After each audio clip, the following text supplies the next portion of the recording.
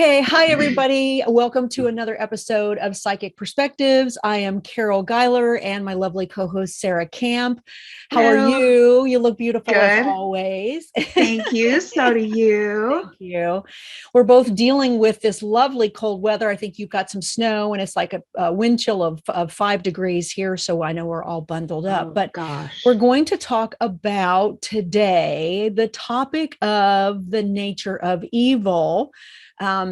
I don't know what else to Yes. call this episode, but addressing evil. And of course, I think we're going to address the nature of God a little bit as well, because I don't believe we can talk about one without the other. Right. Yeah. So, where do we get started? I guess the point is when you really wanted to talk about this, what made me curious is how do you define evil? And why were you so adamant about let's talk about this topic? Okay. Well, Two questions. the first question, how do I define evil? Uh uh I guess I would actually just define it as anything that, tries to corrupt that which is good. It could be to take something, to destroy, deceive, or even imitate, but it's always with this like intention of muddling the good. It's to muddle it. It's I or love to that. destroy. I love that. Yes. But I do think that there's like levels of it. I mean, Mhm. something can be good and something can be bad, and then there's evil, right? And to me, evil is it's destructive. It's not just bad, right? But Wouldn't you say it's intentional, right? It becomes more intentional than yes, accidental. it's more of a selfish, motivated space. Mm-hmm. Definitely. Makes sense. Um, what was the second part of the question? Well, just for you to elaborate why you felt it was so important that we talk Oh, about it. yes. And then why? I think for that reason, though, because we always talk about discernment Mm-hmm. and the need for it. But when things that are being presented as good are actually evil, people need to recognize that and stop sugarcoating, I guess, evil. Evil itself is very justified. It likes to act like it's not evil. So it's important. I mean, why else do we say to have discernment, especially with matters, in the psychic realm and stuff like that? Mm-hmm. If everything that's evil is okay and everything that's good is good, no. I mean, there's a reason why we tell people to have discernment, and part of that is because of the nature of evil. So Sure. That makes sense. Yeah. I think a couple of things come up in that discussion. First of all, I love your definition because I really didn't have one for myself. And I think that's great. I love that. And I do believe that it falls on a spectrum. I think that that's really important because some people might say I'm evil because I did something that hurt someone's feelings. Maybe I didn't do it intentionally. Maybe I did. Does that make me evil? I think you're right. There's definitely a spectrum of that yes. when we're talking about connecting with spirits, right? Because I think we were talking about this in terms of the psychic realm. If we're connecting with evil per se, how do we discern that? So that's a really good question. And I know, having been in the psychic community and many of the mediums that I ran into, they didn't believe in evil, right? And that Right. was because they had never encountered it. And I thought, well, I've never broken my arm, but that doesn't mean that I don't believe broken arms don't exist. It may Right. not be my personal experience, but I don't think that that's necessarily the case.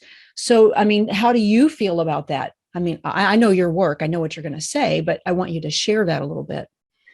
um I guess, I don't know.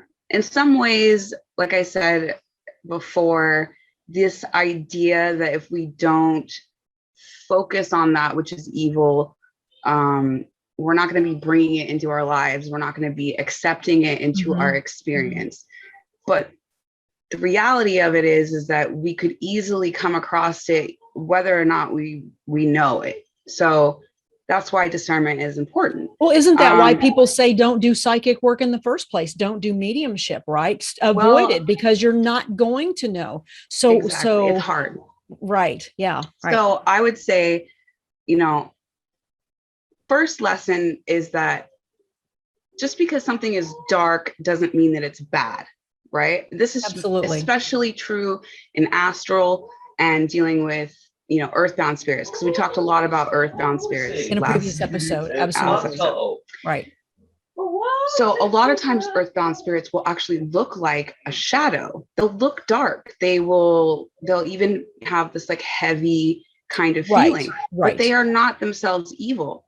The gal that I talked about in the last video that I helped my sister with and crossing her over, if I had seen her in astral, the way that she presented herself to me, just on a psychic level, I guess, I mean, in astral, I probably would have just gone rid of her right away, rather than this whole like, let's have a conversation for a month thing, because there was nothing really nice about her.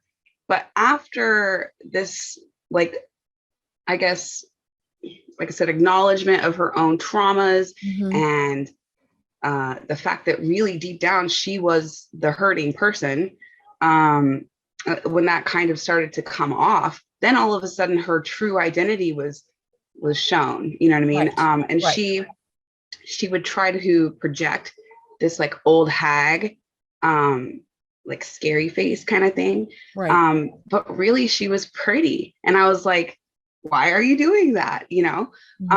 So the point there is that, I guess, taking the time to recognize that she was a hurting person, not just an evil spirit, right. Is part of what helped like cross her over.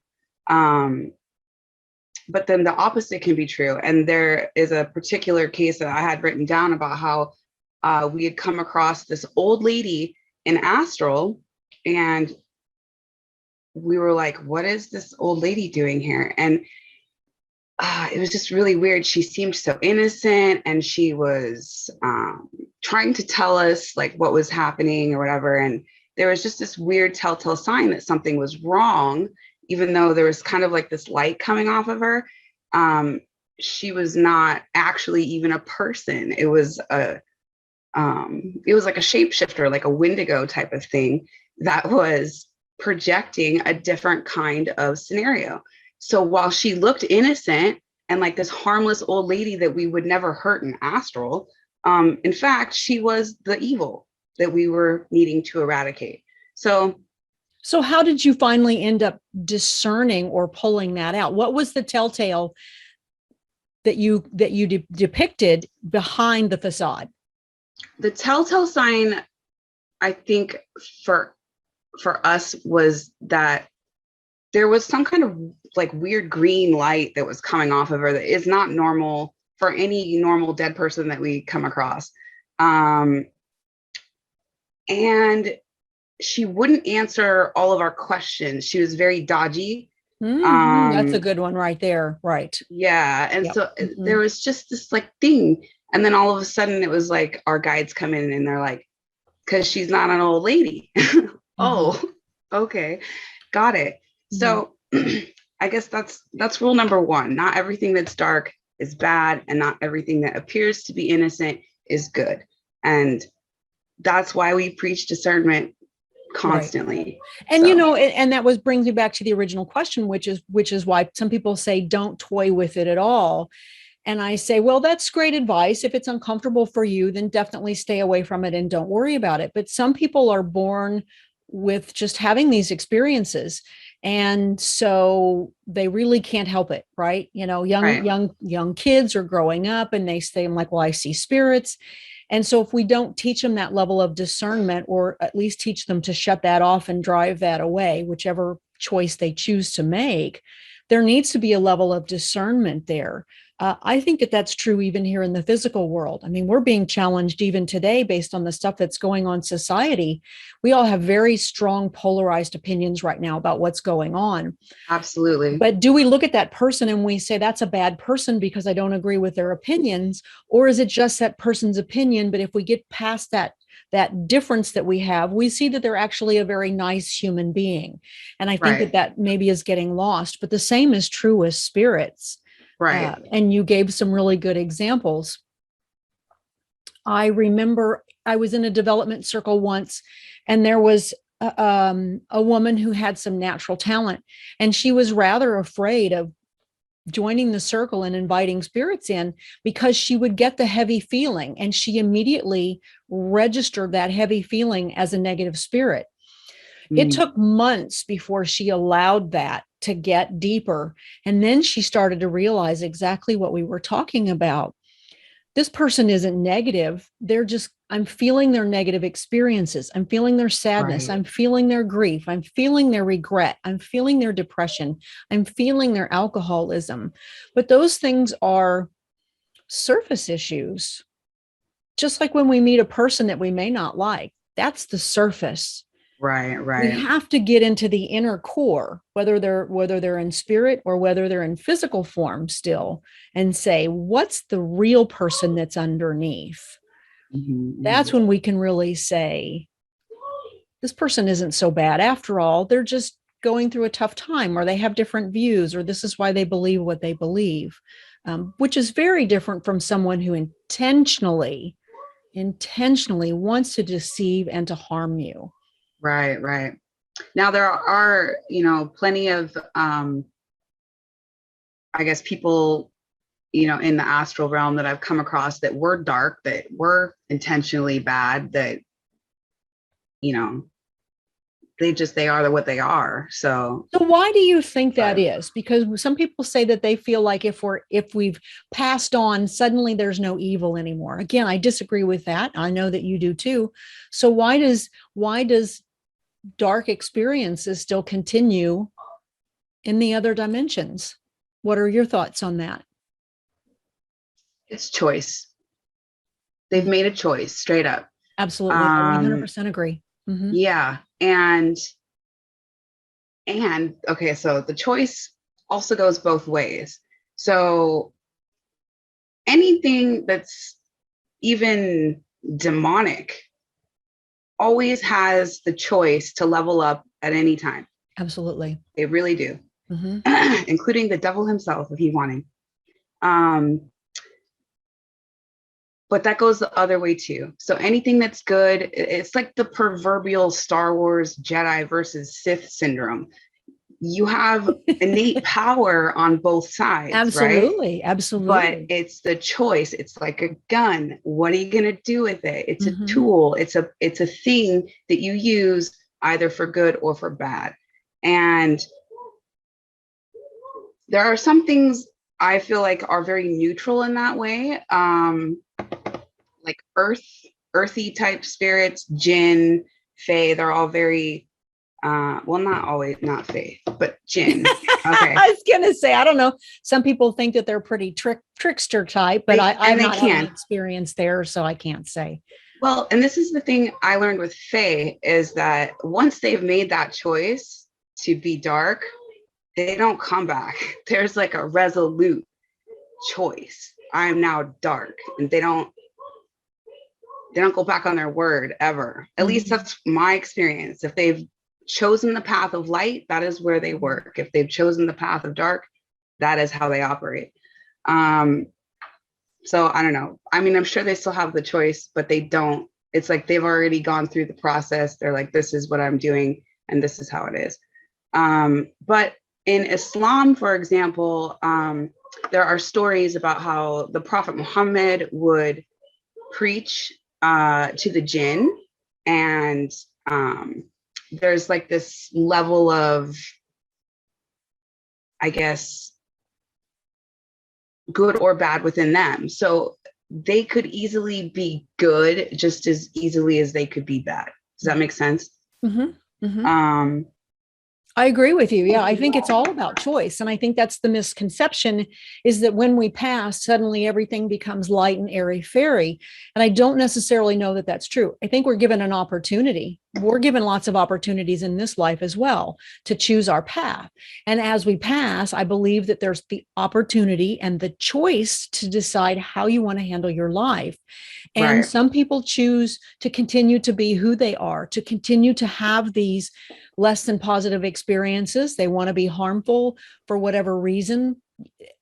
It's choice. Free will doesn't stop when we move from physical to non-physical realities. That is exactly the truth. So another example that just came to mind, there was one case in particular where I came across a little girl who needed to be crossed over, but she was still being attacked in the afterlife by these two men who were raping her, sexually abusing her. And when I confronted them, there was no remorse. There was no intention of ever stopping. And at that moment, I was basically given the go ahead to, just destroy them. Now, what actually happened to them, I'm not really even 100% sure. But I'm sure that they got what they deserved. So the second case, though, was with a priest, or he was some kind of priest. And he also was guilty of the same type of crimes. However, when he was confronted with us, he was immediately remorseful and was like it's never happened before or again even, but he was like, oh my God, like praying, please don't hurt me kind of thing. And at that point I was like, well, that's not really my call. So here's J-Man and he can deal with you accordingly. And then what I was told is that, because of his decision to face what he had done and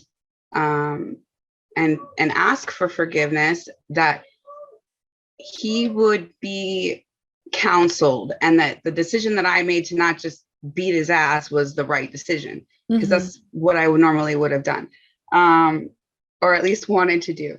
So yeah.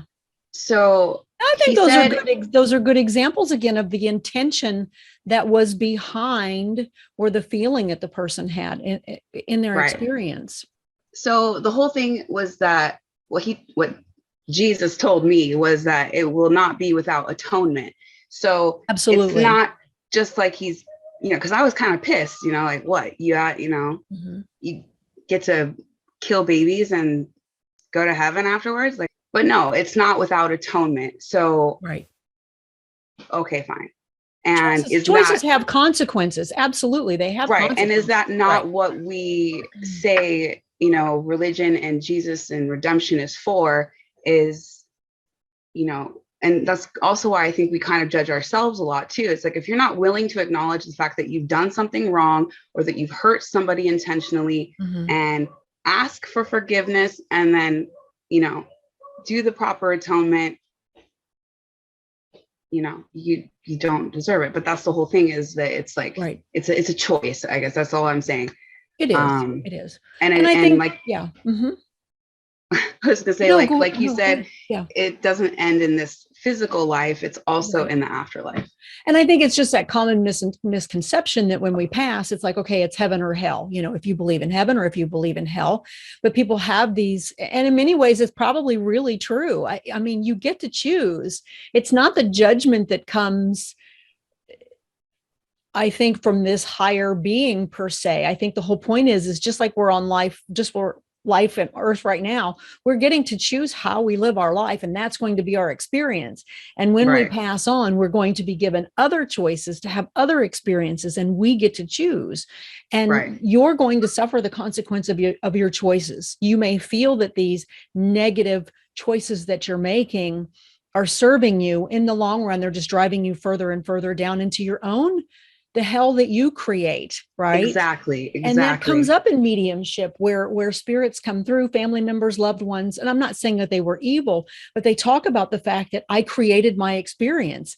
The choices I made, the things that I chose not to do, they take accountability for that and they recognize that. I think that's a Right. big difference between a positive spirit and, let's just say, a negative spirit who takes no accountability, no Exactly. responsibility, blames everyone for why they're doing what they're doing. And you used a great word, justifies why they're doing it. Yep. It's okay that I hurt you because. Right. And a lot of that justification comes in, especially with like demonic type things. It's an agreement. They're using loopholes to basically justify themselves. Well, you agreed to this. You agreed to it. Why? Well, because you talked to me, you agreed to it. See how like deceptive that is? It's like, right. So that's really the nature of evil is trickery. It's Absolutely. but it's more than just trickery. It's trickery for a selfish cause or some kind of underhanded deal, right? Right. Absolutely. So, and kind of getting back then a little bit to, what this is why people are concerned about not connecting with spirits, but this is also why we're saying, I don't think that we need to fear that. And that was actually, I do daily lessons for those that subscribe to my social media and my newsletter. It's like I get lessons from spirit all the time, and I'm designed to share those. So they come to me, they're not from me. And one of the lessons is that you prepare for evil, you don't fear it.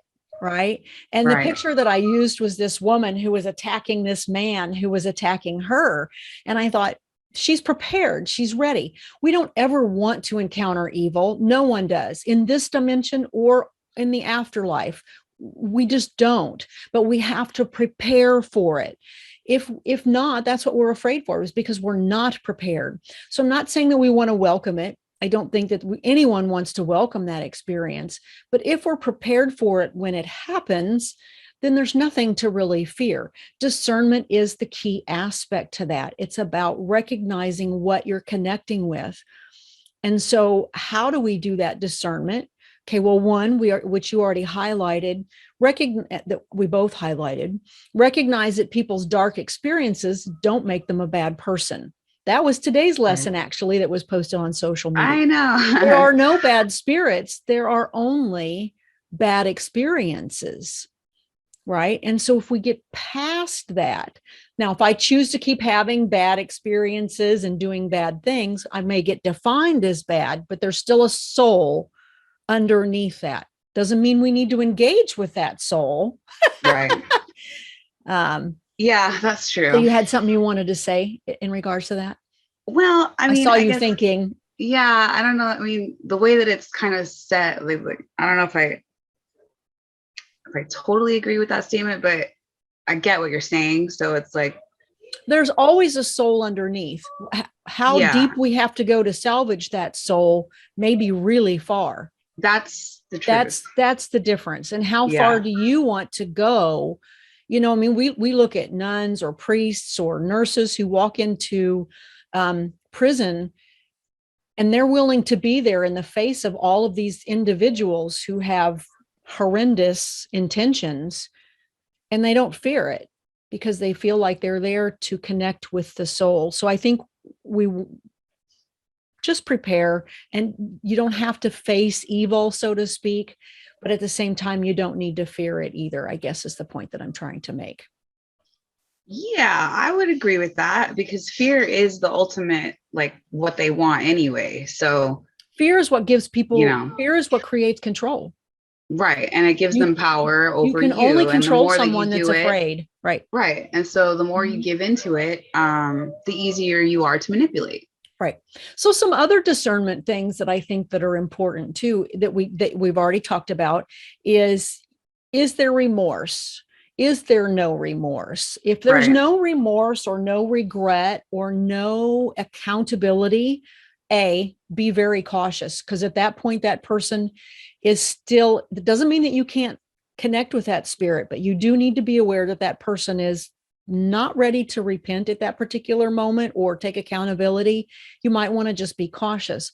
But I think another thing in discerning, let's say, evil from good spirits, so to speak, is they won't deceive you, right? They'll, Right. like you said, that one woman didn't want to answer your questions.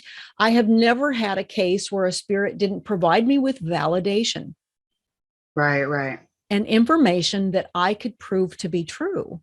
So Well, you have to be careful with that one. you do. That's a great point. Go ahead. Yes. Yeah. I mean, you have to understand sometimes spirits have been around for a super long time. And so they know lots of information and they can tell you things that are accurate all day long. Absolutely. That doesn't necessarily mean that they're not evil. For me, the telltale signs of things that are at least negative and shouldn't be in your space are when it does become destructive on some levels, whether or not that's destructive to your personal physical health, your mental health, your emotional well-being. Invasive, confusing, harassing, violating boundaries. Very, very true. Creating chaos. Yeah. Those are all telltale signs that you're dealing with something that is not for your highest good. Absolutely. Like we talked about in the last episode, earthbound spirits, just because they're earthbound doesn't mean they're bad. Right. And this idea that ghosts are bad is not a thing. But like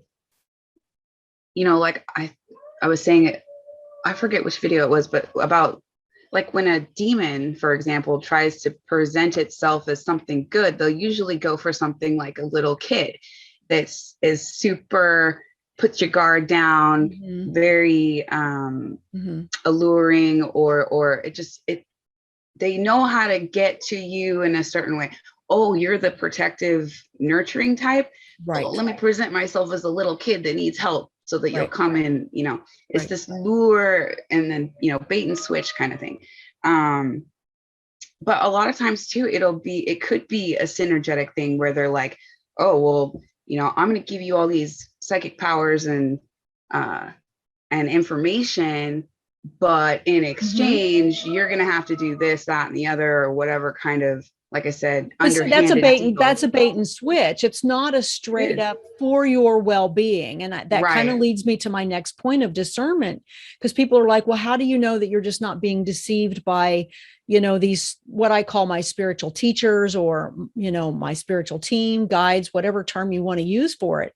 I said, because at no time, have I ever been deceived? Has the information ever not been anything but healing and uplifting? Now, some people will say, well, it isn't because it's taking you away from this religion or from that religion. And I went, that's a valid point. We can look at that and we can say, oh, perhaps in the Christian tradition, you feel I'm being deceived and being led astray.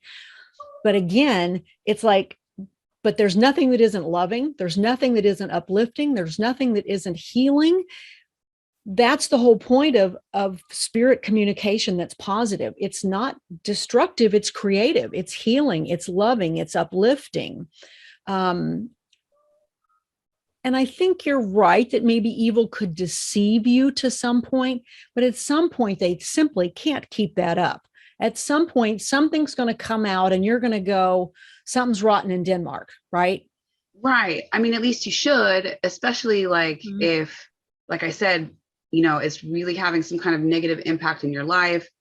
And I don't mean just like scratching or something. I mean, like waking you up, interfering with your sleep, interfering with your dreams, giving you nightmares. You're feeling more and more depressed. You're having nausea. You're feeling unwell. You all of a sudden have these rash of unlucky streaks. And I've had people say, gosh, a lot of bad stuff is happening to me. I wonder if I'm being haunted or a spirit is bothering me. And I think that maybe if you're doing psychic work or you're open and you're sensitive, that is certainly something to consider. But I wouldn't want people to leap to that conclusion. But you're right. Those are telltale signs again.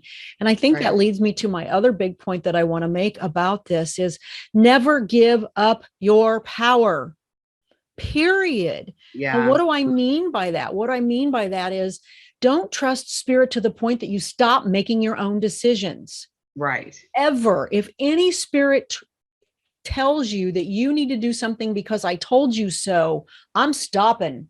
That's the end of the line. Thank you. That's the end of the line. That is one of the biggest things I've told so many people is, that's right. About your guides and what that's you're saying exactly is right. They will never tell you what to do. It doesn't matter even if what they're telling you is for your highest good, they won't tell you you have to do that. That's right. Even if it is, they'll be like, no, this is what your option A is, and this is what your option B is. Right. And there's no wrong choice, but and you these have are to the decide. That's right. Or these are the consequences, or this, which is what you could be looking at. They're sharing information. Nothing loving, physical or spiritual, will try to control you and take away your free will. It doesn't happen. Angels won't even help you unless you ask. So, Well, and that's the whole part of asking. That's why we ask, is because it violates the first, what I call the first power principle. It's choice. It's free will. It is God-given. And that's why evil happens in the world. That's why evil happens after death. You don't lose your free will or your choice. It's a God-given gift to your life. So never give up your power. I have times when people laughed at me and said, you argue with your guides? And I went, you bet I do. And it's like, because I need to be sure that what you're saying to me is in my best interest. And I want to understand why.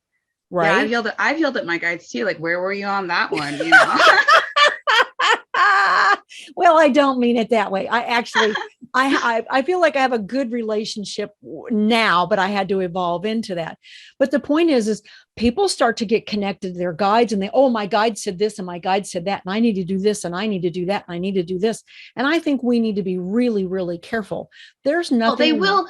Right. They will inspire you. I mean, they absolutely will, they'll give you nudges and you will, get information that absolutely. I get told things. Right. But it's not you have to do this or that, or there's never any right.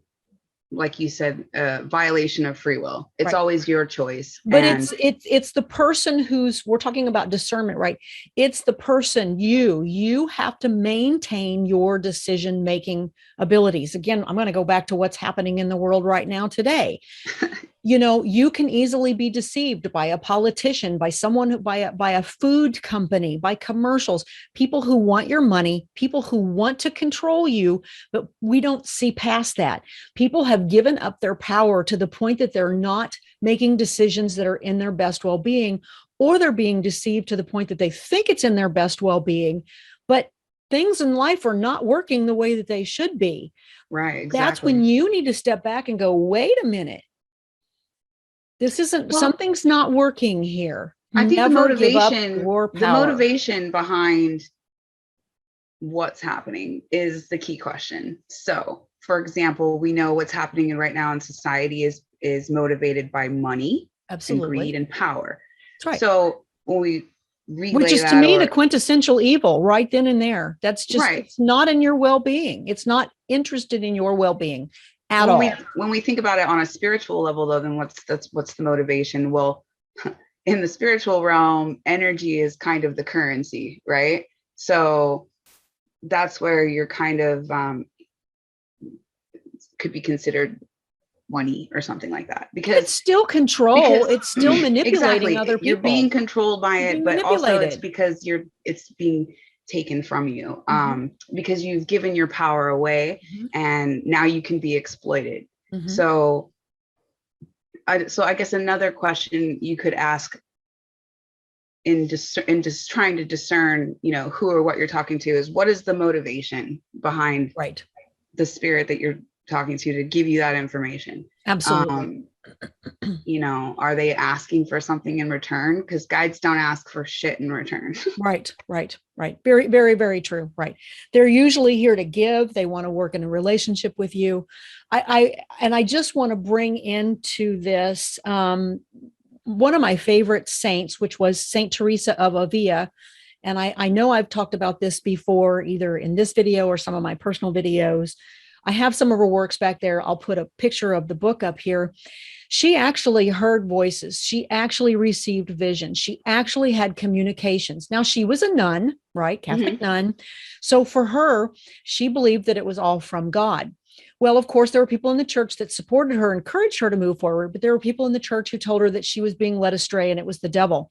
So she struggled with the same thing that many people who are, whether you're having psychic experiences in a religious context or outside of it, these are very real challenges for people, right? How do we know if what we're getting is really coming from this particular place? And she had some excerpts in some of her texts, which are really beautiful, that explain why she came to the conclusion that these were trustworthy sources, was because she said she didn't believe that pure evil could feign something so loving for such a sustained period of time. Absolutely. That was one of the conclusions that she came to. So when I struggled with this myself in my own journey, I just was so fascinated by her that I read her work and I really realized she's summing it up. This woman was a Christian her entire life. She built, she was led to change the way that the nuns practiced, and all of this she felt came from God. Nothing was negative. It was all positive. She was inspired. She was creating. She was enhancing. She was bringing more spirituality into this dimension. And so, of course, she eventually was given the status of a saint, and she is considered one of the bigger mystics that are there. So I just encourage people to realize that this struggle is very real, not just for psychics and mediums, but even in a religious context where people are feeling like they're connecting with God or being called or inspired by God to do something. How do they know they're not being led astray? And I think it's that intention, that connection, that lovingness that comes forward without you surrendering in this blind faith that needs to be apparent. I would agree with that 100%. There is a certain type of wisdom slash unconditional loving slash powerful vibration that you can feel when you're connecting with the actual divine. And I would agree with her statement 110% that evil cannot replicate that. They can't replicate the unconditional part. They can't replicate the unconditional loving part, because they can act like they like you and they can act like they care. They can send this kind of like fake attachment feeling, but it's not unconditional. And the unconditional part is what makes that love. And the truth bears out. Palatable. The truth eventually comes forward. You start to see, unless you've lost your power and you're totally succumbed to it, which that's a whole, don't go there. But if you're continuing to keep that discernment, if you're continuing to own your own state of making decisions, that truth will eventually bear out. Yes, right. Absolutely. I agree. Right. I think this leads to the next topic, which is people say, well, why do we have negative experiences? Why allow there to be negative or evil in the world anyway, right? Because ideally, we would all like to think that life is going to be happy, go lucky, and that we're going to escape evil when we pass to the other side. So this brings up this question: why allow evil to have all of that power? And I think we've already addressed this, but people look at it and say, let's look at your example of the little boy that was molested, and the people didn't have any remorse for that. It's like, why are those things allowed to happen? That was my biggest question, was why is this scenario being allowed to occur? This really is a challenging concept. I was actually mad. I was really upset about I know you get case. very upset about anything that's unjust. I know. That's your hot button. It really is. It really is. I get there too. Depends on the topic. Yeah. Yeah. I don't know. I mean, like, why? Well, we already talked about why. We did. We talked about it. And honestly, the answer that I also got was a lot about soul contracts, for one thing. And I hate that that's like my stupid answer every time, but it kind of is, because when we incarnate into this life, we come in with certain plans, whether or not we know what those plans are. Well, we don't really, I mean, right now, but before we come here, we do, right? At least that's the story. I think a big chunk of the time, that's very true, that it's soul contracts, right? Right. Again, I guess the consolation that was given to me was that it's actually not like this little, it was a girl, by the way, Oh, this little okay. girl, because time is not really a thing. Um, it may not have been going on in her mind as long as I was thinking it was happening, because to me, the scenario had occurred in like maybe like the 70s or something. And that bothered me because I'm like thinking to myself, so you're saying this whole time she's been stuck in this, it was like a time loop kind of thing. And these two men were just able to physically abuse her this whole time. And it was like, no, not exactly. So I think some of my understanding was not correct, I guess, to begin with, as far as maybe how long she had to actually experience this abuse, or how long they were like able to actually get away with it. But again, I don't know. To me, it still seems unjust and unfair. But then maybe that's, why I was brought into the situation to begin with, was to change that situation. And I'm okay with that. Right. Yeah. It's those are difficult scenarios, and they're difficult, if you think about parents that have lost children or a loved one that perhaps has been murdered, and we look at that and we go, why did that have to happen? And let's say, for example, you're not in the metaphysical community and you don't believe in soul contracts. That's even harder for some people because they only see it as God allowed this to happen, right? Or, Right. why did that take place?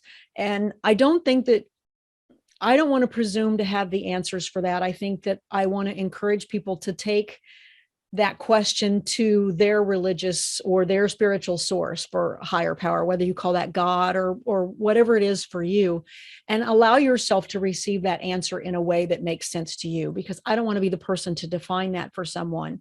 I do believe that soul contracts are relevant as a medium. I do understand that people come through and say, I chose to have this experience because of what it was going to teach me. I've actually shared in one of my blogs about, with the sitter's permission, lots of validation for the scenario. The woman actually is living at this particular point in time in a mental institution because she had a mental breakdown. Oh, wow. Her soul came through, even though she was still alive, and explained why she was having the experiences that she was having. It was exactly what the sitter needed to hear. She said, that's all I wanted to know. And I can't believe that's what happened. So the soul is choosing to have this experience because of what it is learning from it. Right. And I think this comes through in a lot of the spiritual wisdom and the lessons that I receive from my teachers on the spiritual plane is that we cannot know the positive without darkness. It's a horrible thing to say, but it's, and it's like, you think about the stars in the night sky. You don't see them when the sun is shining, because everything is happy and wonderful. But then when the sun goes away and you're in the darkness, you look up and you see all these little different points of light. And so when we're in darkness, it highlights different experiences, perhaps growth that we need to have. It also gives the other people opportunity to show compassion, to be that person that steps in maybe and helps. What did you learn by having that experience? So this contrast of light and dark, it must take place. It has to. Yeah. We've been given free will. People get to choose their experiences. I can't change the fact that someone might decide to drive down my street right now, point a gun at me, and kill me. There's nothing I can do about that. That's their choice. Right. It's not okay and it's not right, but those things happen. And I think that leads me to my final point that I wanted to make is that we need to remember that all is God. And I remember when I shared a very big spiritual download that I got with you. It was very deep and it was very intense. And I appreciate you letting me share it. I was given notice about a week in advance. It said, you need to get pen and paper because we're going to give you a good one. And I went, sure, okay. About a week later, it started, and I was writing and writing and writing. And it was all about the nature of God. And I just want people to think about this.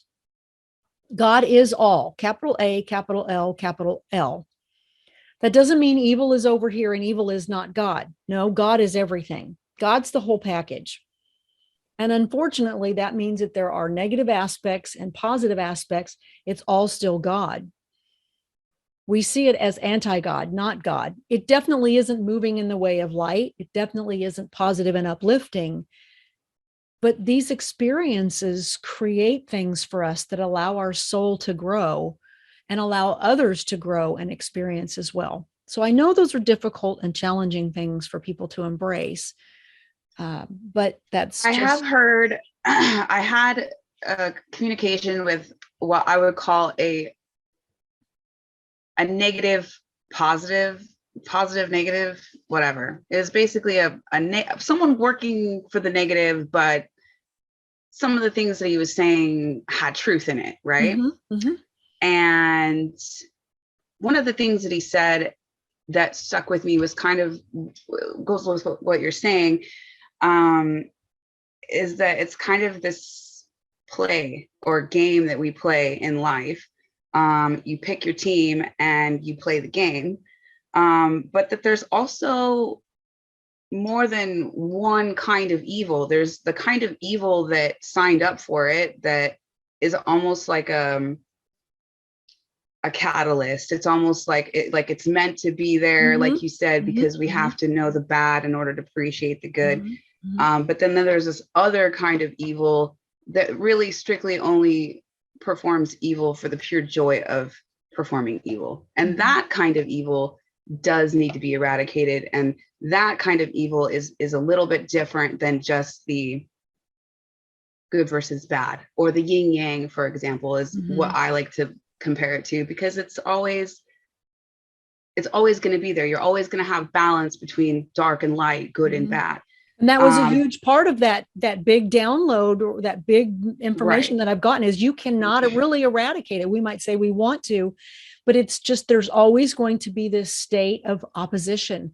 It's always going to be this struggle for balance. And that is a part of, but there is time, there is a time and a place for eradication. And the kind of evil that deserves to be eradicated is the kind that doesn't have any remorse. It doesn't have any purpose other than to destroy. Destruction. And and they're it's not for balance. It's because that's what they want. Those kinds of either people or entities or whatever eventually do get, I guess, put back to source. It's like they don't necessarily. That's interesting. I hadn't heard that before. Yeah. Yeah. That's what I heard. So no, that's okay. I mean, that's what we're here. We're sharing our perspectives. We're sharing our experiences. And that's why I said, ultimately, I just encourage people, if you want more questions, to take it to your version of God, to your higher power, and ask for some clarity on those things and see what comes through for you. So what else do you feel that we need to share today about the nature of evil? I think we just wanted to have that discussion. We wanted to kind of highlight some of it, give people some tips on how to not necessarily fear it, but prepare for it, to be okay.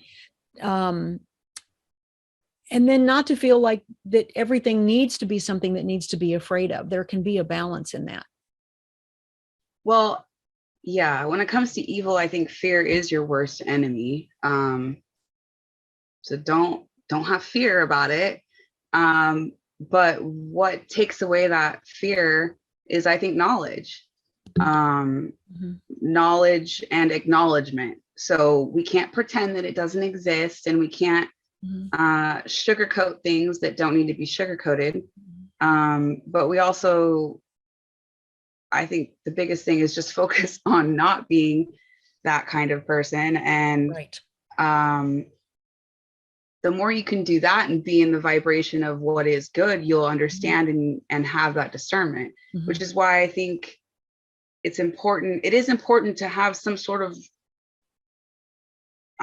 for lack of a better term, religious background, or like something just bigger than your damn self that you believe in, that I agree, makes you a good person. You know, your afterlife is important. There's a reason why we're told to be good in life, you know.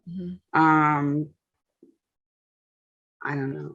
I think I just have a problem with the way evil has been sugar coated in the past, how it's being sugar coated now in society. And I think that's the major reason why I wanted to bring up the topic.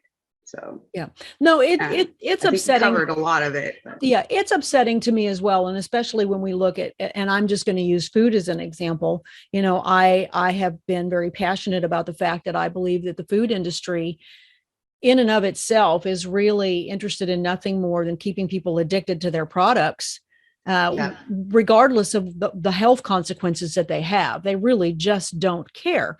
Now, I do believe that there are people that work inside those institutions that do care, that do believe that what they're doing is right. But that's when you have to look at the individual and say, look, that individual isn't necessarily a bad person. This is just their opinion, their point of view. Again, we talked about that.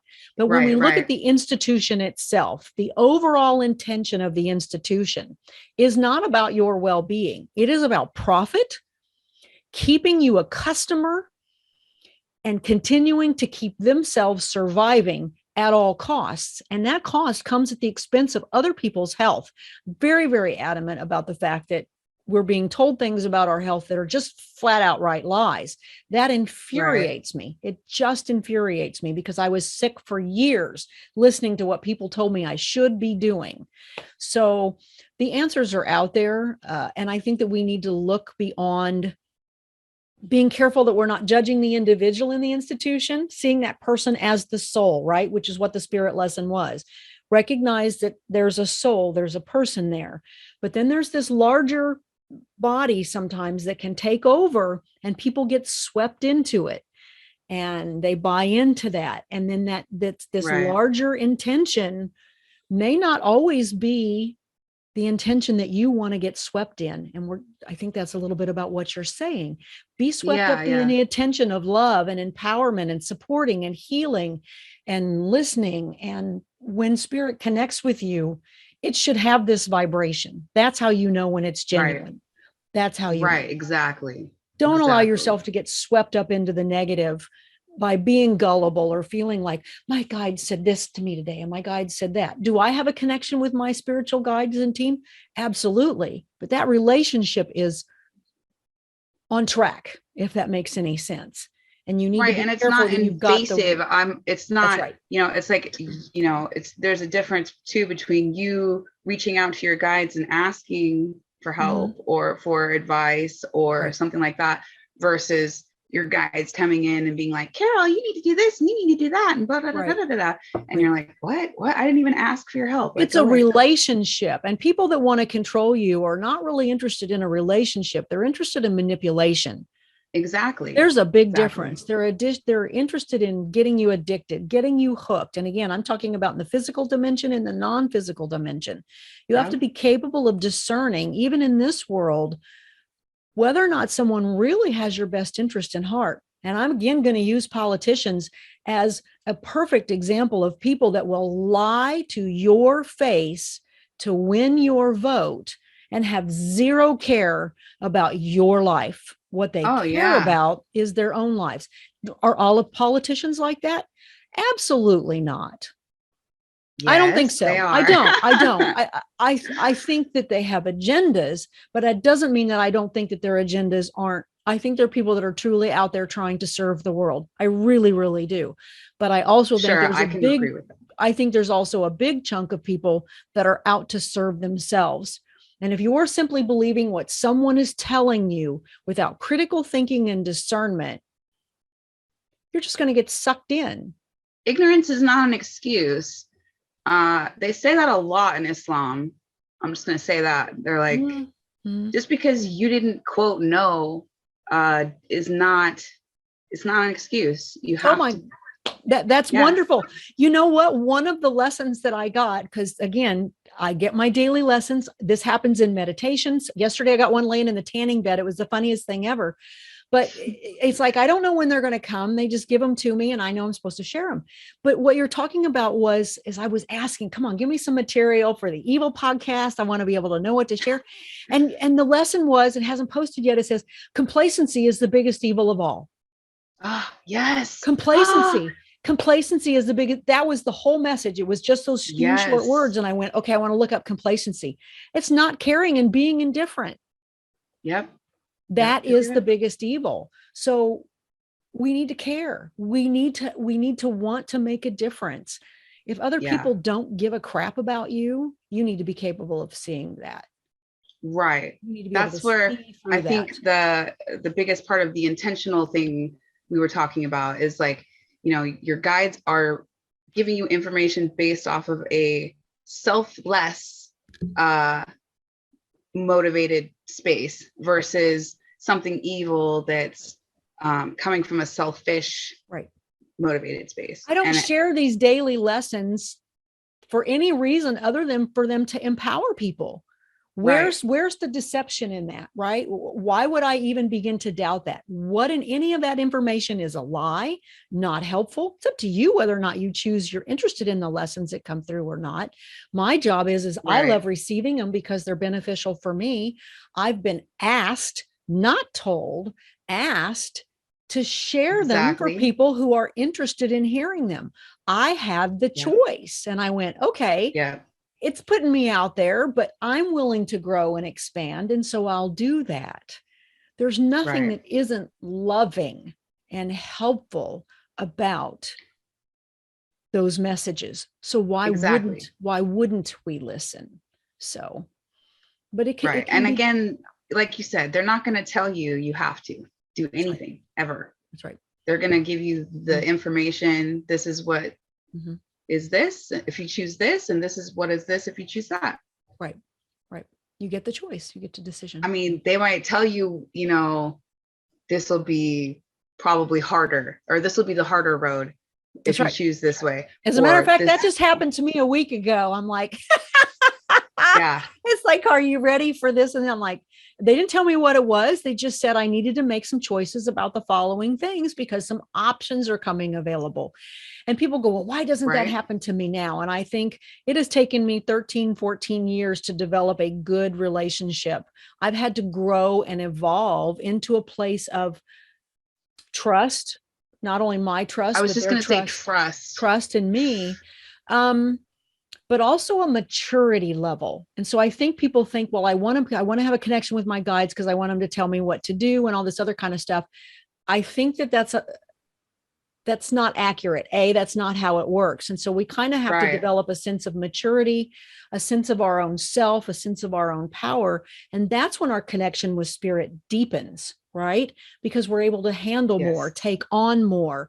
They know that we can be told certain things, and that we're going to weigh those options for ourselves.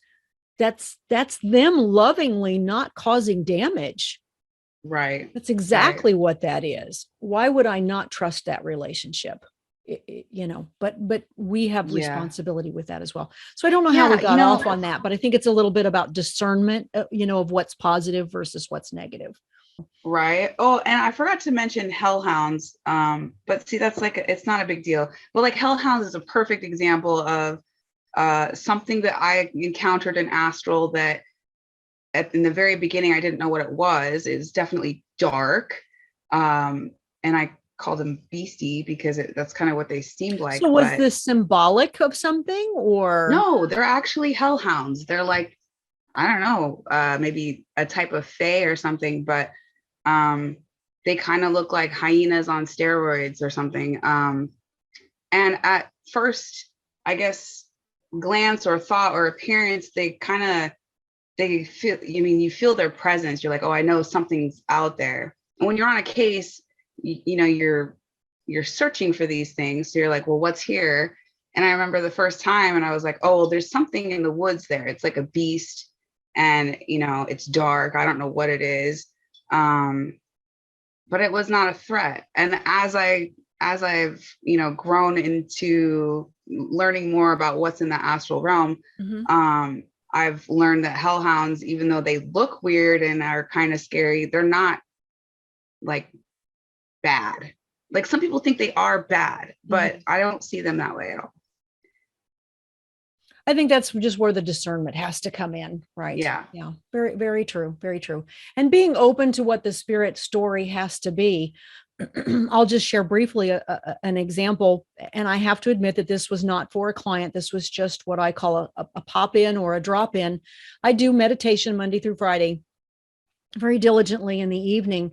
And as I started to connect, my spiritual teachers, who I usually expect to have a connection with, said, we're going to do something different tonight. And I went, okay. So all of a sudden, there was this African American man who was pre-Civil War who shows up. And of course, he's speaking like an African American man from the South. You know, he was unfortunately a slave. And he talked about some negative experiences where he had had some sexual relations and murdered some white women. And so, of course, I thought, okay, so I just listened. I didn't judge that, right? Because that's what the whole lesson was from Spirit was there's bad experiences, but there's no bad spirits. And some people might go, oh, you're a terrible person, but I didn't. I just sat there and I just listened. And this individual was very remorseful. He explained about how he loved farming, how he had been treated. He talked about hatred. He didn't understand why people hated him. He had been ridiculed. I mean, I really had a great deal of compassion for this man, a great deal of compassion, because listening to his story, even though he had killed these women and he admitted it, I saw it from his perspective. I was capable of learning from his experience. He was remorseful. He admitted that he did it in anger and that he did it in hate, but at the soul level, he was still very, very sorry for that. And so we had a very lovely talk and a very lovely dialogue, and I learned a great deal from him. And he's actually since showed up again one other time, which is very interesting. And so I asked him, I said, so how are you doing now? And I had never heard this before. But I shared it with a friend of mine who was also sensitive, and she said she had heard of that. He is back living the same life in the same time, but the society is not the same. So he's still living in the South in America, but there's no slavery. Everyone is free. Really? So he's reliving the same life because he wanted to do it over and he wanted to do it better, but he didn't want the conditions of slavery to be on it. Now, I can't validate any of this, so people can take it for what they want. But it was just me. It was like, wow, he's really wanting to be back in that person. He loved who he was. He loved farming. He was very good at it. But he didn't want to have to deal with the conditions of hatred and slavery. So he's still living in that time now, but experiencing like in a different, it's like a different reality. It's a different reality. It's a different reality, yes. But it was very physical. He still felt very physical. He still felt very dense. But, and he goes, yeah, life wasn't exactly what I thought it'd be. He was definitely happier, but he was living it over and living it positive. I thought it was a wonderful representation of how we need to be careful about not judging a negative experience, even though it is a negative experience. He was remorseful. Right. And I met the soul, which is very different from what we would call evil, that really wants to, let's say he had come at me and was very hateful and talked negative and all this other kind of stuff. That's different. We don't want to connect with that. And when we feel that, that's what we need to push away. Right. I would say, though, not fear it. You don't welcome it. You don't welcome it, but there's no need to fear it either. It's like, nope, move on. You're done. Yeah. No, I think that's really interesting.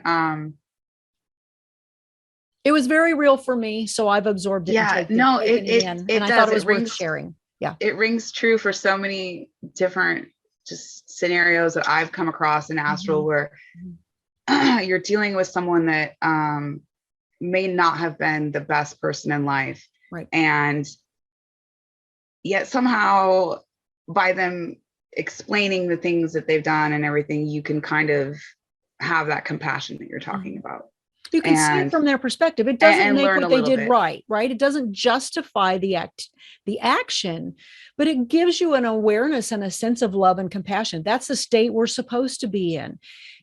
You know, some people say, oh, I'm a light worker, you know, I'm a healer and all that other kind of stuff. Then you need to be compassionate towards spirits like this who may need to share their story as a sense of atonement. I mean, they're speaking to you. I even asked him, I said, why on earth are you here? And he explained some reasons, and it was healing for him to be able to talk about it as well.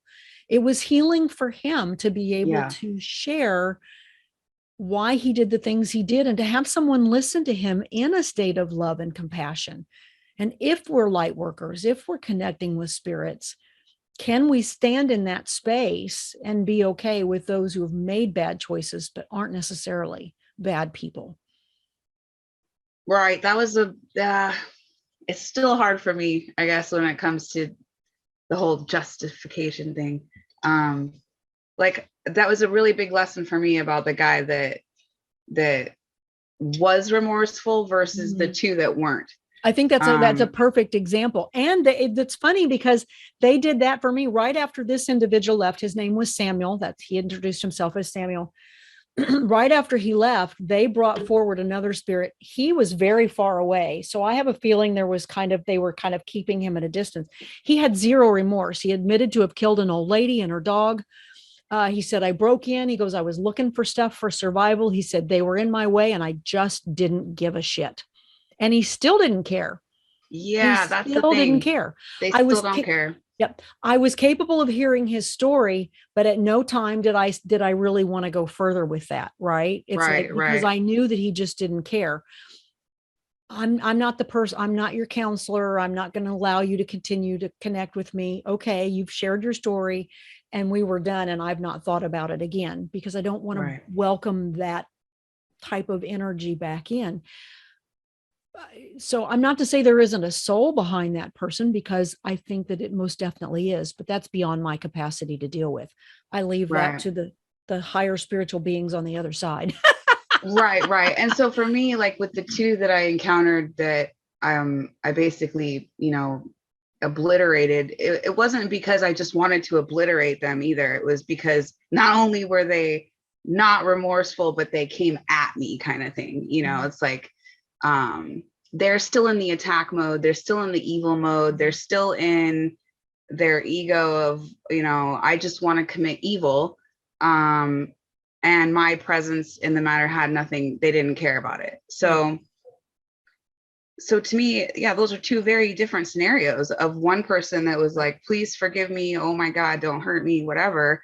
To I'm going to attack you and I'm going to do whatever I can to continue to do these horrible acts, even on the other side. So, and I think that's a true thing about evil. We think about in terms of religion, even it's like we recognize that there are angels that are about battle, right? Because at some point there is the face of evil that is not going to relent.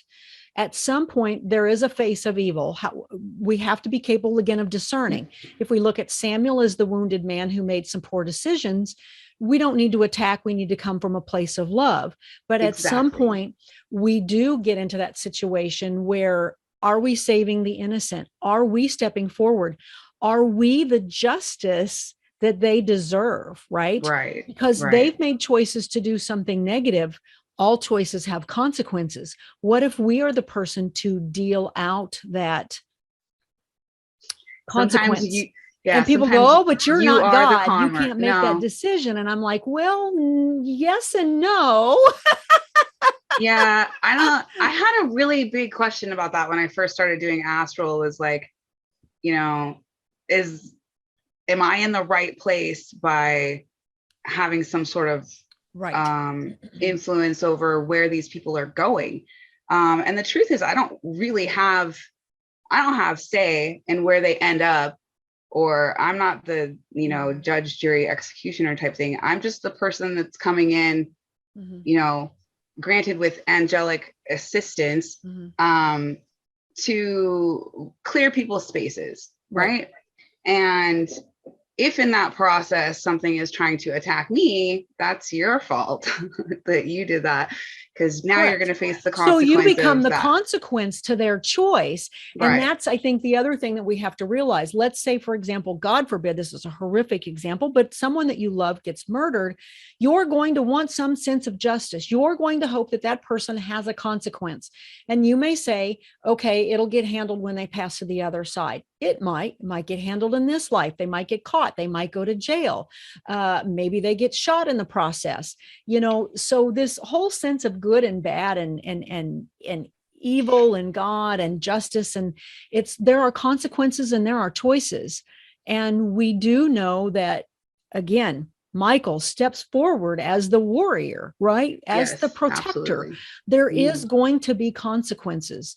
And so sometimes when people make choices to do bad things and bad things happen to them, it's like, well, that wasn't justified. Was it? Right. You know, what's funny Maybe is it like, if was, I, maybe it wasn't. yeah, like Archangel Michael is like, he's like, he's not a hothead. It's not like a hot-headed kind of thing. It's a, we got to do what we got to do kind of thing, you I just know? kind of hear it's protecting the just, right? I mean, Yeah. because there are innocent, there are people who do not deserve to have experiences that happen to them. And we just can't allow negativity to continue, or evil to continue to roll over. Again, that's Right. why I'm such a voice for food companies. I feel like I'm going to stand up and I'm going to continue to be a voice that says, I think people need to realize that the food we're being sold is not food. Right. And I'm going to continue to stand up against that because I believe that it's wrong. So Right. I, Right. I think that we Well, have and to okay, take I will steps. say this too. I had an interesting thought just now when you were talking about, what if somebody came after your loved one? And kind of going back to this idea that we all have good and bad in us too, right? We all have that choice of whether or not to be Mhm, good or to be bad. mhm, mhm. And whether or not it's justified, I don't know. But I think that that's where the shadow work kind of comes in, is really knowing yourself. So Mhm. I know myself as far as, really wanting that justice in the end, like I have to have it. That's also kind of a weekness in some ways, right? Mhm. And it can lead It to, can be a double-edged sword, right? right, it can lead to this like anger that comes out. So for example, I had a dream one time. I don't know if you're going to share this or not, but I had a dream that some guy was like trying to kidnap a Lydia, and this is my daughter, Right. and I was like following him up these stairs, and he had her in his hand, and he didn't know I was there. And I heard him yelling at Lydia, saying, you're this, you're that, or whatever, and like he was gonna take her away upstairs or something. And I was falling right behind him, and like as soon as he like let go of her and he like put her in some room or something. In my dream, I grabbed this dude by the throat, and I was like, I said something to the effect of, you don't know who I, or no, he said something to me like, what do you think you're doing? And I was like, well, you don't know who I am. And from like behind me came this like wind, and he just like obliterated into uh like nothing, kind of like I guess the phoenix, right? Like Mhm, just like mhm, mhm, gone, just vaporized, right? mhm. And when I woke up though, I was like, I woke myself up speaking in this like demonic voice. And I was like, what the heck was that? Oh my God. Cause I was just like, So no, how you did it don't make know you? who I am. Like So how did it make you feel though? I was a little worried. I was like, wow, that came out of me. Like what, like, Mhm, I don't, like, wow, I don't, mhm, I was a little put off actually, because it was very weird. But at the same time, mhm. look at what the motivation was. Right. You mess with my family, Right. I Sorry, mean, you're gonna get if we look at that, obliterated. it's a perfect example. How is what he's doing okay? I mean, do you just turn the other cheek and let that happen? Of course not. Of Right. course So not. Then evil yeah, wins, then bad wins. You can't do that. And I think that's part of, as you were talking about that, it reminds me that you prepare for evil, you don't fear it. And it's like, if you're fearing it, you're not capable of fighting back against it. That's the whole point. there was very much significance on the I am. You don't know who I am. That's right. And to me, that is like what God is, right? Or it's like Right. this all encompassing. Mhm. And so it's capable of, beautiful creation as well as destruction. As Right. absolutely. And that was my point of bringing up, some of the archangels and the fact that God had swift justice, right? It's Yep. like good does have a sense of justice, and we need to stand in that power. I think good never acts from a place of manipulation, control. It always acts from this space of positivity and love, but it also kind of comes forward in this sense of justice, or the fact that, okay, you've made a choice. That choice has not been the best. It's actually really negative. It's really harmful. And we're going to step up, and it's not going to be allowed anymore. That's kind of that quintessential good bad battle that's always going on. And so Right. if Right. someone is threatening to take your daughter or a loved one, of course you're going to stand up and do something about it. They've made the decision first. You're reacting. The fact to think that Right. anybody would sit back and allow that to take place because they're supposed to turn the other cheek is not something that I would subscribe to. How is that loving? Right. You're allowing evil No. to win. That is not loving. Evil is Right. not meant to win. How you fight matters. How you fight matters, but it doesn't mean that you let evil win ever. Exactly. No, you have to Just stand up for it. that's So right. I think And that's why you prepare for it. Don't fear it. Have your you power, cannot fear know it. who you are, be the I Yep. am, be the God force. Make sure you're coming from a place of love and not a place of, I want to kill you because you pissed me off. That's not the right reason. Right. Right. See the difference? Yeah. Yeah. Yeah, definitely. Time for eradication or transmutation, because again, um, the power of love, Right. that's where we want to stay at, That's right? exactly right. Even if we're doing something that feels bad, are we doing it for, and I hate to say this, the right reasons, because that gets muddled, but Yeah, it we're not does. instigating the issue. We're resolving it at that point. Um, Right. Well, again, this guy which is didn't very have any different. remorse, so it wasn't like I was gonna stop at any point in time. And he was trying to talk shit the whole time. So, Right. Yep. Yeah, even if it was a and dream, it was very, because I've had very dreamlike and allegorical type scenarios that are very enlightening and very teaching, and that's the point. yeah, So yeah, those are really important. So, well, this has been kind of a long show. We talked about yeah, a lot of different stuff. I hope that some of this dialogue gets people really thinking about the evil and the good and all of that. Obviously, these are our personal experiences and our beliefs.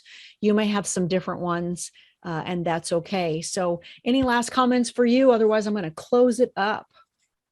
yeah. No, just thanks for listening to us talk about this subject because it's Awesome. Yes. important. So I hope everybody learned something. Contact information for both of us is down below. My new newsletter is now out and available. There's a link for the sign up down below as well for that. And so we look forward to checking in with you next time. So thanks for joining. Bye-bye. Bye.